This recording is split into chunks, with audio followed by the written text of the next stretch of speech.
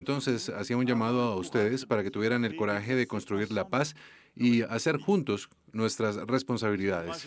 Este coraje se ha visto en un shock por la crisis sanitaria, de seguridad, de un impacto global desde la creación de esta organización hace 75 años. Y ese coraje fue primero el de aquellos que estuvieron desde el primer día en primera línea, en todas partes del mundo y que todavía lo están, para curar, nutrir, acompañar y aguantar. Es el personal humanitario y médico. Y quiero comenzar estas palabras pensando en ellos. Ellos esperan que nos comprometamos y que construyamos con respuestas concretas, juntos, porque esta crisis, sin duda, más que cualquier otra, impone la cooperación, impone inventar nuevas soluciones internacionales. Creo en la ciencia y en el conocimiento, y la humanidad va a vencer esta pandemia. Pero mientras esperamos, y no sabemos cuánto va a durar, cada uno de nuestros países no tendrá otra opción que aprender a vivir con el virus, y el mundo tendrá que aprender a vivir con esta nueva realidad que se nos impone, que revela nuestras vulnerabilidades, nos pone ante nuestras responsabilidades inmediatas también. Esta nueva realidad mundial es clara y brutal y claramente vertiginosa, y tenemos que mirarla sin dejarnos caer en la desesperanza. Tenemos que verlo con lucidez. Todos los desafíos a los cuales nos enfrentamos en pocos meses quedaron acentuados y agravados. Los éxitos que hemos tenido quedaron desdibujados. Años de progreso contra otras enfermedades como la tuberculosis o el SIDA o la malaria han tomado retraso, a veces más.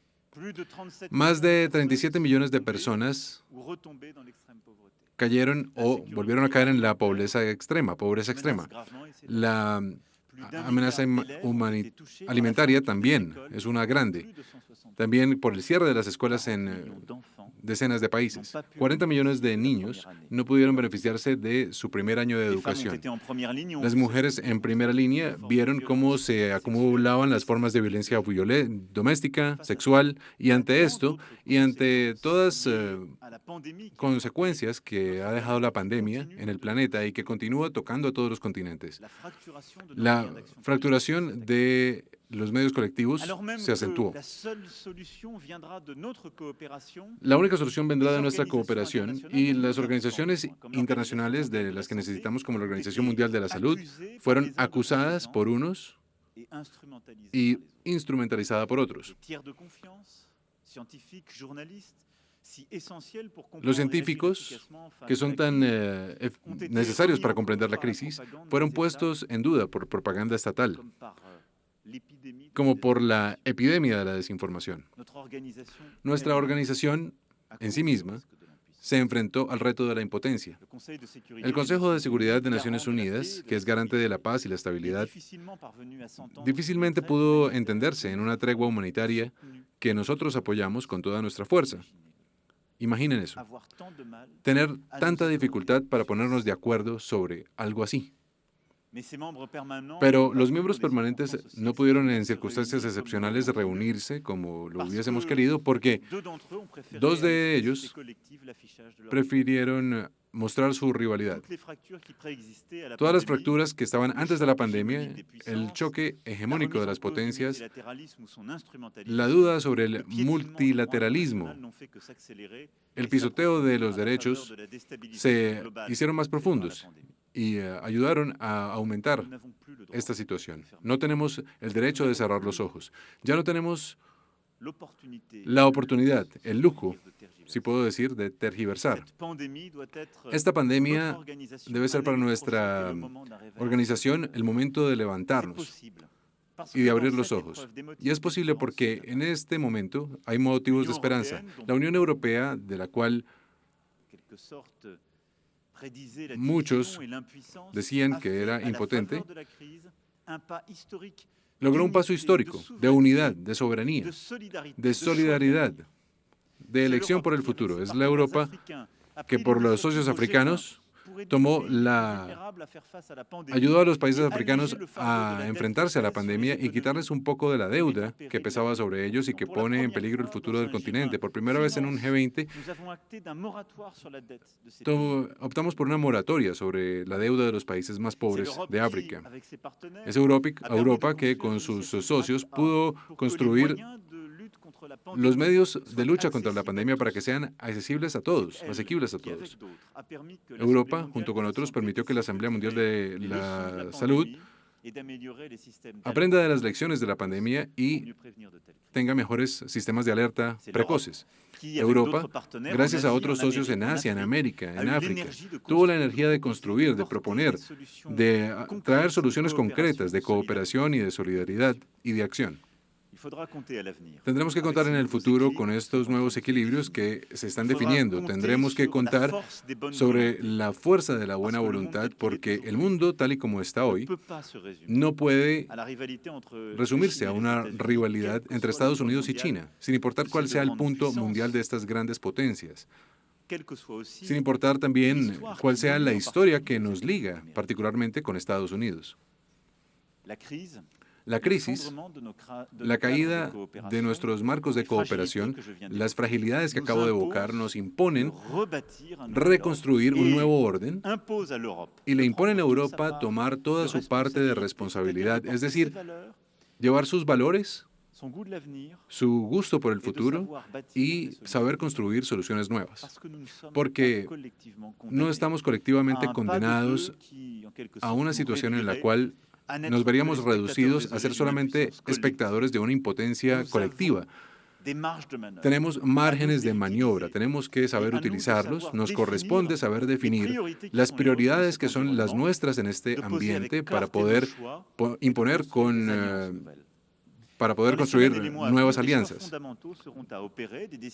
Tendremos que tomar decisiones ante nuestros pueblos, ante la comunidad internacional, y estas elecciones tendrán un impacto inmediato sobre la vida de las naciones, sobre la existencia de los conciudadanos, sobre la marcha del mundo.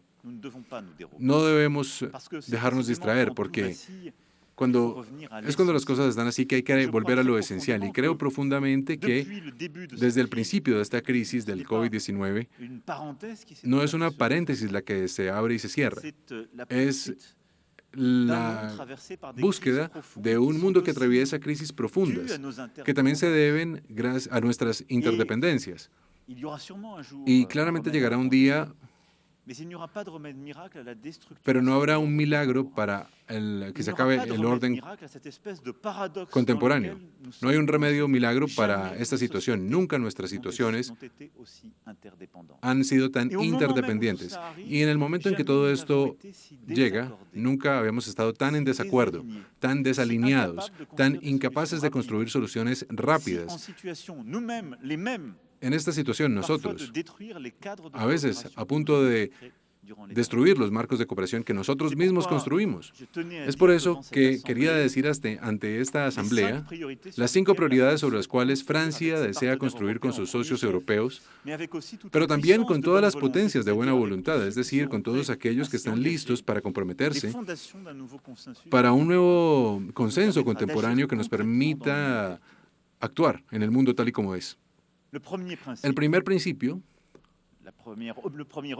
el primer objetivo, es la lucha contra la proliferación de armas de destrucción masiva y contra el terrorismo, que amenaza nuestra seguridad colectiva. La estrategia de la presión máxima, desde hace ya varios años tomada, no ha permitido poner fin a las actividades desestabilizadoras de Irán, ni de asegurarnos que no pueda dotarse de un arma nuclear. Es por eso que Francia, como ustedes recuerdan, no es el país que inició la negociación, que llevó al acuerdo. Pero Francia con sus socios, alemanes y británicos, mantendrá su exigencia de mantener el Acuerdo de Viena de 2015 y no aceptará las violaciones cometidas por Irán. No estamos de acuerdo con la activación de un mecanismo de Estados Unidos que, tras haber salido del acuerdo, quiera reactivar. Sería atacar el Consejo de Seguridad, la integridad de sus decisiones, sería tomar el riesgo de agravar todavía más las tensiones en la región. Pero tenemos que construir un marco de acción útil que en esta Asamblea General yo recordé hace 2 años, es decir, la capacidad de completar el acuerdo del 2015, primero en el tiempo para asegurar que en el tiempo no tengan acceso al arma nuclear, sino también asegurándonos que podamos traer respuestas a las actividades balísticas de Irán, pero también a sus desestabilizaciones regionales. Sobre Corea del Norte, apoyamos los esfuerzos de Estados Unidos para permitir el compromiso de una negociación.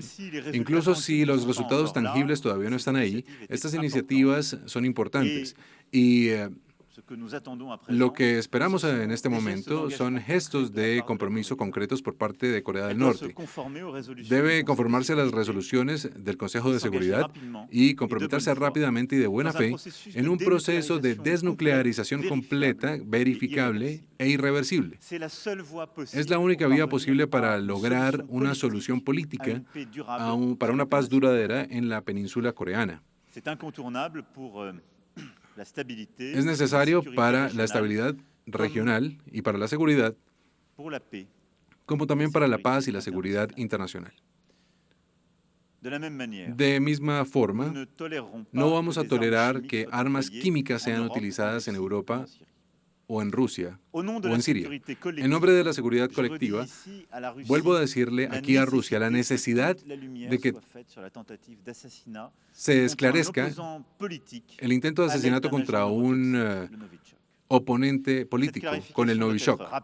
Esto debe ser rápido y sin defecto, porque haremos respetar esas líneas rojas. Y Francia, en este tema, siempre ha estado ahí cuando se trata de la efectividad de las líneas rojas establecidas desde que soy presidente de la República. Nuestra seguridad colectiva también es la lucha contra el terrorismo en todas partes donde sea necesario. Francia se ha visto tocada hace ya varios años de manera repetida por el terrorismo en nuestro propio territorio. Lo hemos vivido en carne propia, con actos terroristas fomentados en el epicentro mismo del terrorismo islamista. Y pienso en los atentados de 2015, por supuesto. Es por eso que Francia siempre ha estado firmemente comprometida con el apoyo de la soberanía iraquí y queremos estaremos en la coalición internacional. Tuvimos una primera victoria con el final del califato territorial, que no marca el fin de la lucha. Continuaremos luchando en el Sahel, en el marco de la coalición internacional y junto a todos nuestros socios regionales. Quiero aquí hacer un llamado al rol colectivo de los kurdos estuvieron en el combate de esta coalición en contra de ISIS. Aquí también quiero recordar el rol esencial que Irak y los iraquíes tuvieron y siguen teniendo en este combate, y es por eso que Francia apoya con fuerza todas las iniciativas que Irak está tomando hoy y continuará tomando para su soberanía y su rol en la lucha contra el terrorismo. En Sahel, Francia, como ustedes saben, está profundamente comprometida al lado de 5 estados de la región, y la cumbre de Pau permitió generar las bases para la lucha en esta región de Al-Qaeda y el Estado Islámico. Estas dos organizaciones en los últimos meses han tenido reveses sin precedentes. Los objetivos fijados en Pau se concentraban en la zona de 3 fronteras y han generado resultados tangibles, y vamos a continuar con este trabajo. Con el apoyo de Barkhane y de los socios estadounidenses y del Sahel, las tropas han tomado zonas que habían sido perdidas. Esta dinámica debe continuar. Es el sentido mismo de la coalición que estamos dirigiendo. Lo que acaba de ocurrir en Mali en las últimas semanas nos recuerda también algo evidente. La democracia y la lucha contra el terrorismo van de la mano. Estos dos combates no son inseparables. Solo la democracia y la justicia y el Estado de Derecho, el desarrollo, van a traer una paz duradera al Sahel. Los que hicieron irrupción en Mali en nombre de sus principios no deben ahora traicionarlos. Deben poner a Mali en el camino hacia el retorno a un poder civil y la organización de elecciones rápidas. Francia, como sus socios africanos en particularmente, no podrá quedarse comprometida solamente con esa condición. Lo digo muy claramente, Francia solamente está presente no está presente en Malí como en otros países, solamente por la petición de las organizaciones regionales. Y en el momento en que estos estados quieran que nos vayamos o consideren que pueden luchar solos contra el terrorismo, nos retiraremos. Y es entonces la reiteración de esta demanda, que es por eso que le he pedido que he pedido en Po y que esto fue reconfirmado en Mali, y es sobre este tema que vamos a seguir siendo vigilantes. Creo en la soberanía de los pueblos y creo que nuestra acción contra el terrorismo solo puede ser útil y durable si se conjuga con el respeto de la soberanía, con una democracia efectiva y con una verdadera política de desarrollo, que es la que hemos concebido con la Alianza para el Sahel y que con nuestros socios europeos, africanos y con el Banco Mundial continuaremos desarrollando para acciones útiles en el terreno. La segunda prioridad, a mis ojos, en los próximos meses, es la construcción exigente de la paz y de la estabilidad en el respeto de la soberanía de los pueblos. Esto hay que redefinirlo, porque las líneas se han movido en favor de la crisis y la salida o el retroceso de Estados Unidos, la afirmación hegemónica de otras grandes potencias en favor de esta falta de compromiso, la proyección de China más allá de sus fronteras, la soberanía europea, todo esto nos llevan a tener que repensar nuestras acciones colectivas para garantizar la paz y la seguridad. Nuestro principio de acción debe ser claro y nuestra mano no debe temblar en su aplicación. El respeto de los derechos soberanos de los pueblos, la consolidación de los estados de derecho y de sus medios de acción, la exigencia y la responsabilidad para asegurar la puesta en marcha de las decisiones bajo el régimen de la ONU. Es exactamente lo que hacemos en Líbano, donde las aspiraciones del pueblo libanés soberano deben ser respetadas, escuchadas y apoyadas.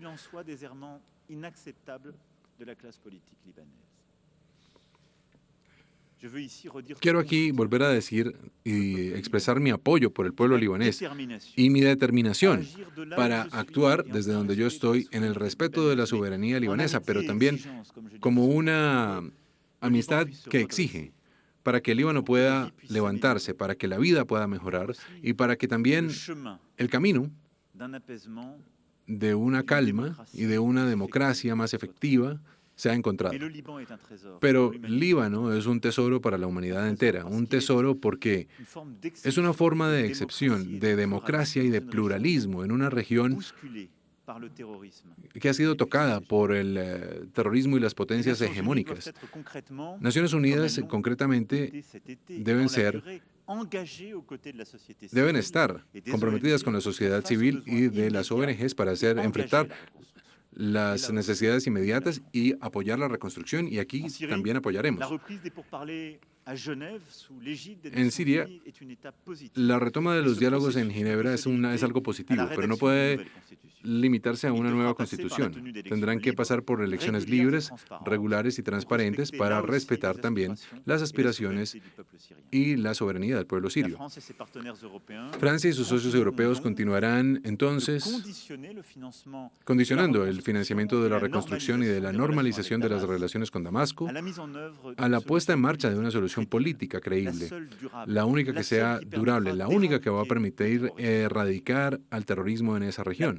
La paz en Medio Oriente sigue siendo una necesidad, primero para los israelíes y para los palestinos, pero también para todos. Me alegra que Israel haya recibido el reconocimiento de otros países árabes, que es una esperanza para el futuro, pero sin embargo, una paz justa y duradera necesita, antes que todo, encontrar los medios de una negociación que le permita a los palestinos tener finalmente sus derechos. No hay una alternativa a una negociación llena de valentía que necesita comprenderse sobre los temas más difíciles en el respeto de las aspiraciones, al reconocimiento pleno y total, a la seguridad y a la soberanía de todos. No creo en una paz que se construirá bajo la hegemonía o la humillación, cuando ésta sea recompensada con dinero, porque bien sabemos que no se puede compensar la humillación de un pueblo por dinero. Nos corresponde colectivamente construir esta solución ambiciosa. En Libia, la crisis ha tenido un impacto en la estabilidad regional y se han multiplicado las injerencias externas. Libia es a mis ojos la ilustración perfecta de los errores a los cuales solo podemos conducir nosotros mismos cuando no respetamos la soberanía nacional. Ninguna potencia puede construir el bien de un pueblo a no ser que se haya construido a sí mismo. También no tenemos otra opción que actuar de manera concreta, y es lo que hace Europa para hacer respetar de manera efectiva y por todos el embargo de armas decidido por la ONU. Este embargo hoy es violado por varias potencias, y eso no es algo durable. Varias potencias también han decidido continuar importando combatientes desde Siria, exportando el terrorismo a esta región, dándole la espalda a los intereses de Libia, de sus vecinos del Sahel y de Europa. Colectivamente hemos sido muy silenciosos sobre este tema y tenemos que ser mucho más firmes en las próximas semanas. Tenemos que trabajar con nuestros socios en los países vecinos de Libia para obtener un cese al fuego durable y generar una dinámica que pueda permitir una resolución política del conflicto bajo las Naciones Unidas. Es una iniciativa que Francia desea liderar de la mano con el secretario general, y es reunirse con todos los países vecinos para ayudar a generar una solución libia, un nuevo compromiso de los vecinos de Libia, que es algo indispensable. En el Mediterráneo Oriental tenemos que contribuir a un diálogo eficaz para evitar un nuevo espacio de confrontación y de que se ponga en tela de juicio el derecho internacional. Los países del Mediterráneo de la Unión Europea se expresaron claramente hace algunos días en Ajaccio. Tenemos que respetar a Turquía, estamos listos a dialogar con Turquía, pero esperamos que respete la soberanía europea, el derecho internacional y apoye claridad sobre sus acciones en Libia, como en Siria también. Los insultos son inoperantes y todas estas palabras no tienen lugar en estas relaciones. Y el llamado a la responsabilidad que Europa le lanzó, nosotros europeos estamos listos para el diálogo, para la construcción de una Pax Mediterránea. No bajo la lógica del más fuerte, sino en el respeto de la cooperación y del respeto entre aliados. Estos principios no son negociables. En Europa continental, sobre la crisis ucraniana, el formato de Normandía nos permitió este año, junto a la canciller Merkel, obtener los primeros avances. Y la situación en Bielorrusia tiene el riesgo de una nueva fractura en el continente. El coraje del pueblo bielorruso merece la admiración de todos y sus aspiraciones deben ser respetadas, y nosotros estamos junto a ellos. Y quiero decirlo aquí con mucha fuerza. Un diálogo político nacional debe establecerse y toda intervención exterior debe ser evitada. Tuvimos la ocasión de, junto a la canciller alemana y el presidente del Consejo Europeo, intercambiar con el presidente Putin y pedir para una mediación propuesta por la OCDE. No vemos ningún otro camino que este. No a la injerencia, no al silencio culpable. Europa aquí también estará presente con sus responsabilidades de su historia y de su geografía.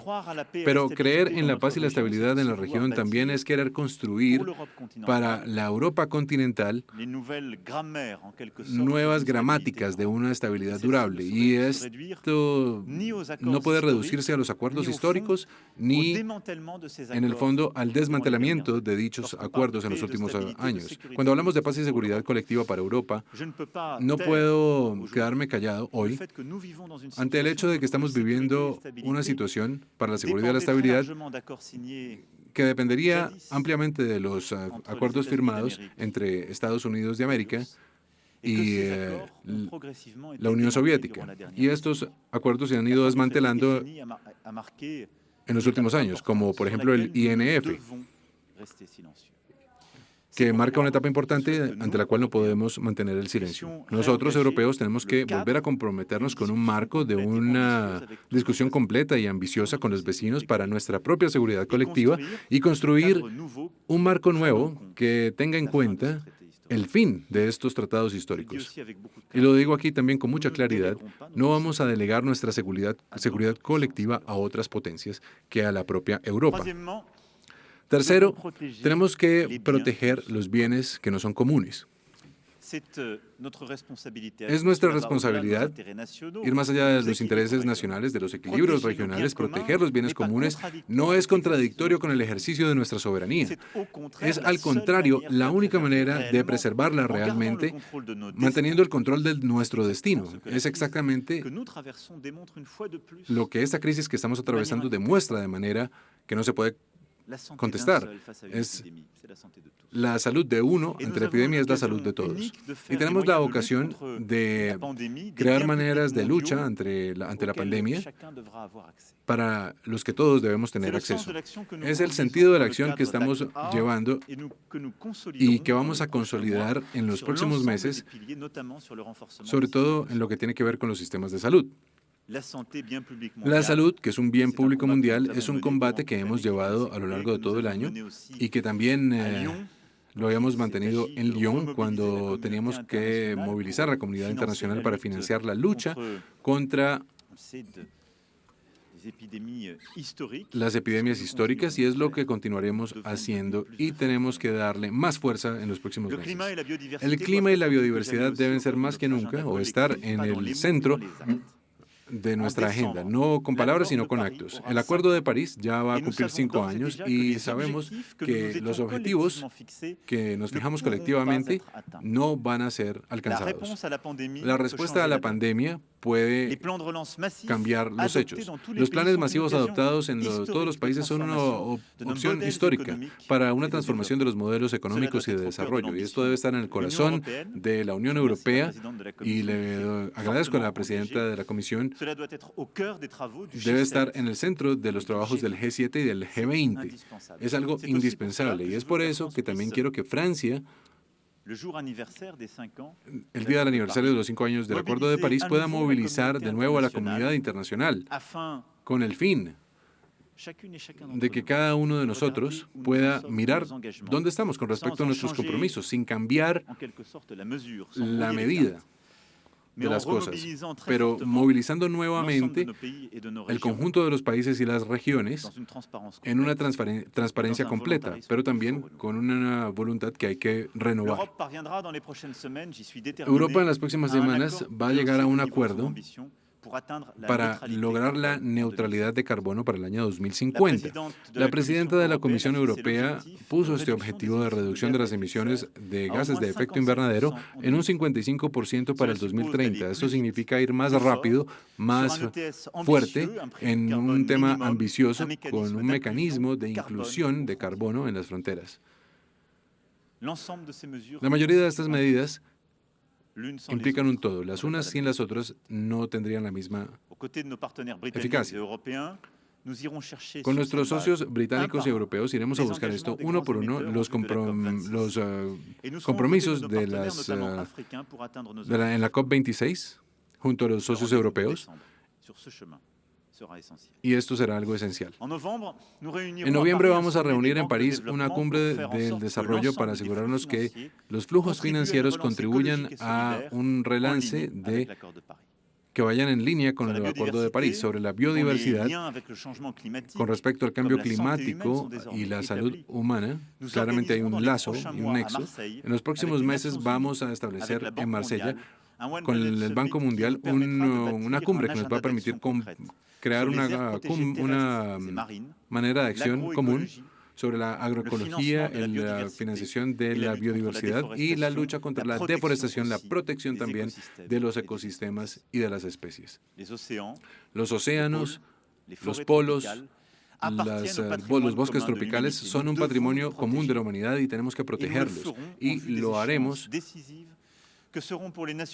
ante estas cumbres decisivas que serán esenciales en la lucha contra el cambio climático. Para estar ahí, les propongo que una cumbre sea organizada el próximo año en Nueva York, antes de estas 3 COP, para darle un impulso necesario que lleve a resultados tangibles. El espacio digital también es un espacio común, único, abierto y de confianza que debe ser objeto de un gobierno nuevo para evitar que sea pirateado e instrumentalizado.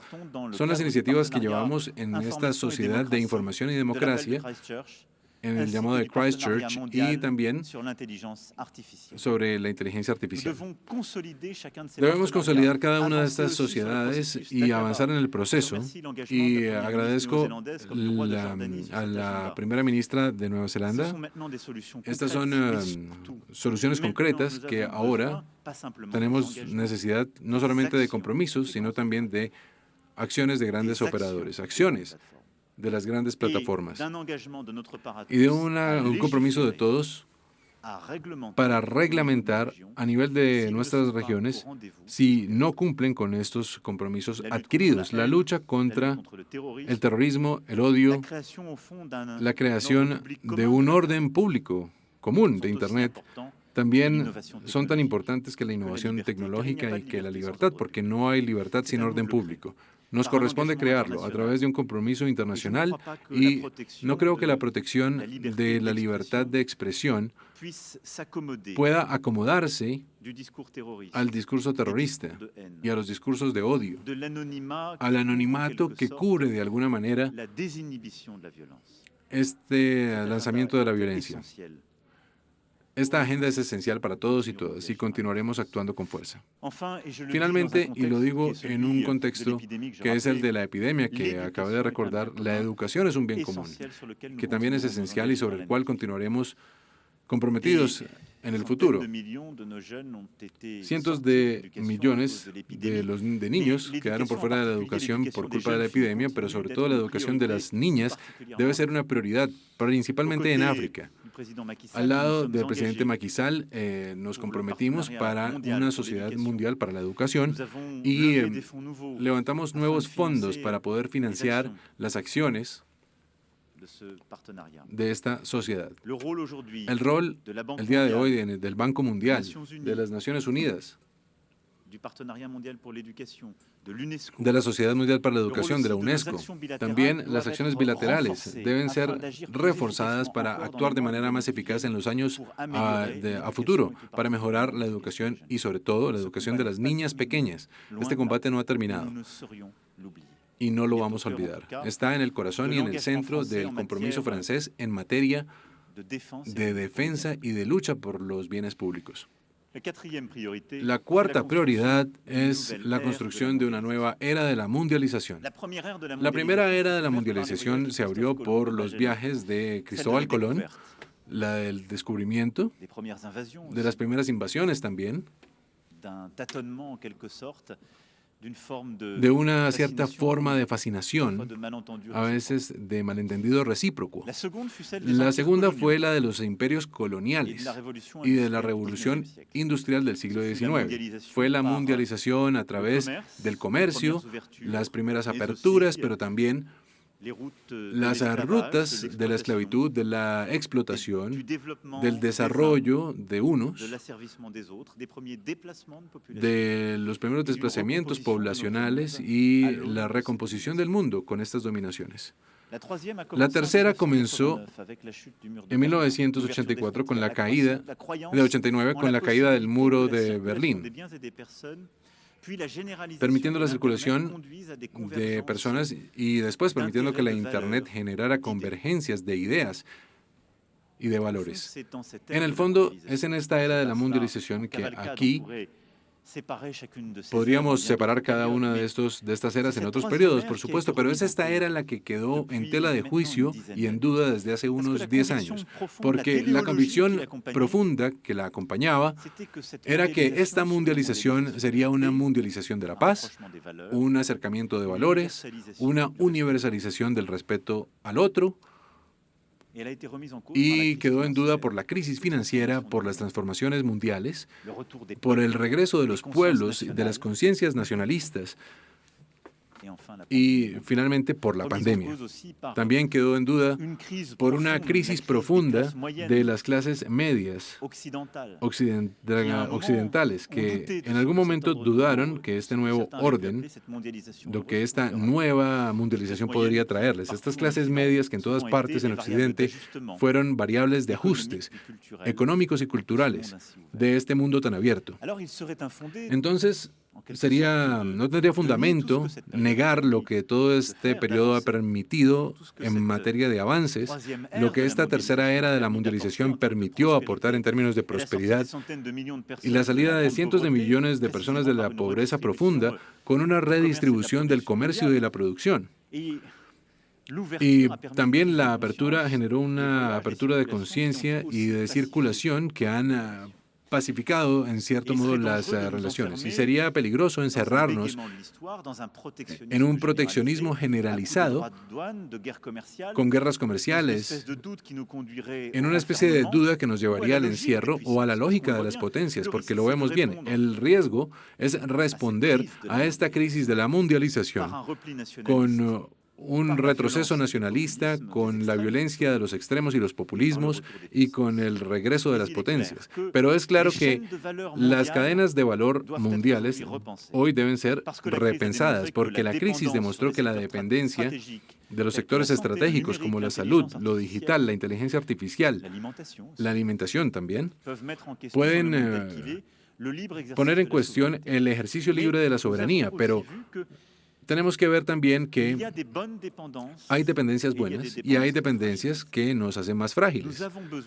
Tenemos que mantener el comercio internacional y la apertura, porque es bueno para nosotros en el plano económico y también social, porque no podríamos hacer todo solos, porque generan dependencias que crean cooperación, pero la dependencia completa con respecto a ciertas potencias, ya sea tecnológica, alimentaria o industrial, crea vulnerabilidades que crean desequilibrios que cambian el orden mundial. Entonces, las desigualdades de este nuevo orden mundial ya no son sostenibles.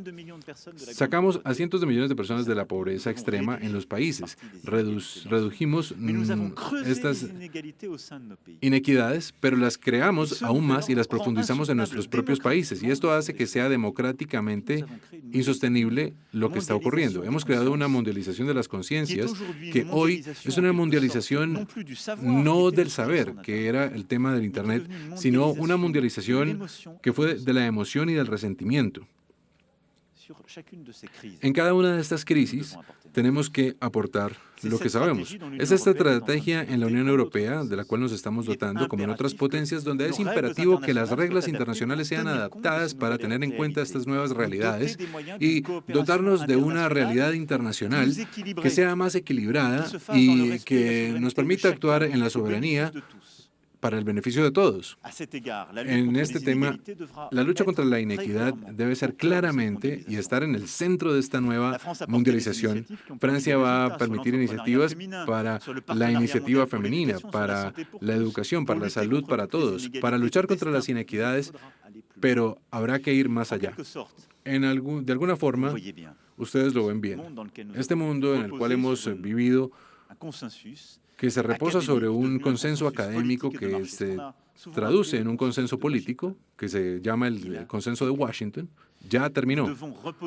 Tenemos que repensar las bases de una mundialización más justa, más equilibrada, más equitable, más durable. Tenemos que repensar los términos de una mundialización que acepte a repensar los términos de una soberanía justa y de un intercambio justo, que integre en su seno la lucha contra la inequidad en todas sus formas, que sea de género, de condiciones económicas, la lucha contra el calentamiento global y por la biodiversidad, y que permita de manera durable integrar las condiciones de un nuevo equilibrio mundial.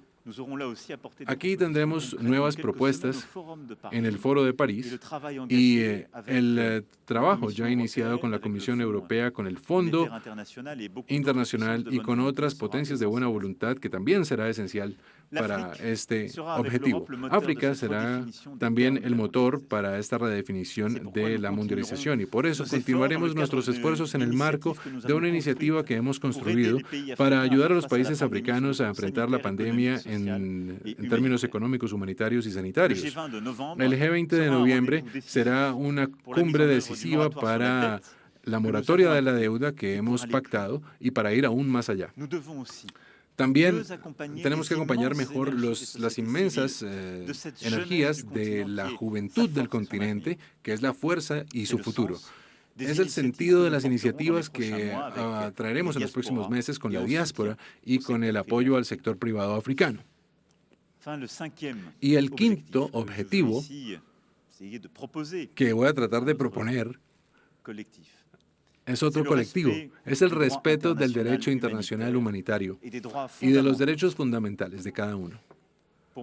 Para mí este objetivo es algo esencial para la supervivencia misma de nuestra organización. Asistimos aquí a unos retrocesos y a veces a demasiado silencio. Desde la creación de una jornada mundial humanitaria, 5.000 trabajadores han sido víctimas de ataques, 1.800 asesinados. El año pasado fue el más mortífero y pienso particularmente en estos jóvenes franceses y francesas que deberían actuar directamente en este marco en Nigeria y que fueron asesinados en condiciones atroces. Naciones Unidas no puede quedarse inactiva ante una tal regresión. Es por eso que con las ONGs francesas, con nuestros socios internacionales, vamos a construir una iniciativa para asegurar la efectividad del derecho internacional, la protección del personal humanitario y la lucha contra la impunidad. El espacio humanitario es un patrimonio común que tenemos que proteger, garantizando el acceso a las poblaciones civiles como la protección de los personales que los protegen. Hemos visto retrocesos en estos temas que son inexcusables, prácticas, incluso por parte de miembros del Consejo de Seguridad, en Siria particularmente, que son inaceptables. La neutralidad de la acción humanitaria debe ser respetada y su criminalización indicada. Tomar nuestras responsabilidades en el tema humanitario también es hacer prueba de solidaridad y de humanidad en términos migratorios. La situación en Grecia, en Moria, es muy difícil. Francia, al lado de Alemania y de sus socios, tomará sus responsabilidades para acoger refugiados y tenemos que actuar todos juntos en la gestión de los flujos migratorios para poner fin al tráfico humano, a las travesías de la muerte y las rutas de necesidad. Eso estará en el centro de la agenda europea de las próximas semanas y podría hablar al respecto después. Tendremos que intensificar la lucha contra los traficantes y estar ahí, en la cita, ante las responsabilidades. Finalmente, los derechos fundamentales no son una idea occidental que podríamos imponer como una injerencia. Son principios de nuestra organización que están inscritos en textos que los Estados miembros de la ONU firmaron y que se comprometieron a respetar. Es la razón por la cual Francia pidió que una misión internacional bajo ojos de la ONU pueda ir a Xinjiang para tomar en cuenta las preocupaciones que colectivamente hemos despertado ante la minoría musulmana uigur. Y es por eso que no podemos tolerar que 25 años después de la conferencia de Pekín, los derechos de las mujeres en el mundo vayan en retroceso. Es por eso que organizaremos un foro de igualdad con la sociedad civil para la emancipación de todas, la educación de las niñas y el respeto real y efectivo de los derechos. Estos son los 5 principios sobre los cuales Francia quiere reconstruir con ustedes las bases del orden internacional, para que las bases no sean llevadas por la pandemia, al contrario. Tenemos que tomar el camino de la mano antes de que nos tome por el cuello. Y esto necesita método y la cooperación de una comunidad internacional basada en reglas claras, definidas y respetadas por todos. El multilateralismo es un acto de fe y una necesidad operacional. Ningún país va a salir solo de esto. La cooperación internacional será difícil, pero es objetivamente imperativa. No podemos contentarnos de un multilateralismo de palabras que permita decir que el denominador común pueda enmascarar diferencias profundas. Hay que cambiar de método, cambiar los términos del contrato, ser claros. Cuando algunos dicen que se adhieren a principios y respetarlos, seamos lúcidos y tenemos que exigir el multilateralismo contemporáneo. También debe venir asociado de las organizaciones internacionales, de los actores privados, de las empresas, de las ONG, de los ciudadanos, de los investigadores, para que cada uno sea parte de estas acciones. Bajo acuerdos sólidos, verificados, alrededor de reglas claras que sean verificables a través de mecanismos establecidos. Y en el Foro de París para la Paz en noviembre, con nuestros socios africanos y con todos los que quieran en Asia, en África y en otras partes, consolidaremos las bases de este nuevo consenso internacional al beneficio del futuro de la organización. No creo que en un gran día de refundación. Creo en un trabajo determinado, metódico, riguroso de reconstrucción de un orden internacional contemporáneo que permitirá llevar a las futuras generaciones y alejarlas del flagelo de la guerra, afirmar los derechos del hombre y la igualdad y favorecer el progreso social. Es la promesa básica de nuestra Carta. Creo en la fuerza de la voluntad, en el valor de la sinceridad y del coraje. Y hablándoles en este momento, a pesar de la distancia que crean estas pantallas, tengo en memoria la mirada de una niña libanesa con la que me encontré hace unos días, que había perdido todo, pero que había jurado luchar por todo lo que ella cree. Es la misma memoria por los jóvenes asesinados en Níger, porque creían en un mundo de fraternidad y de hermandad. Es el mismo recuerdo que ustedes claramente deben tener, lo que nos obliga a actuar y lo que nos prohíbe el cinismo, lo que nos obliga a actuar, lo que impide que caigamos en facilismos.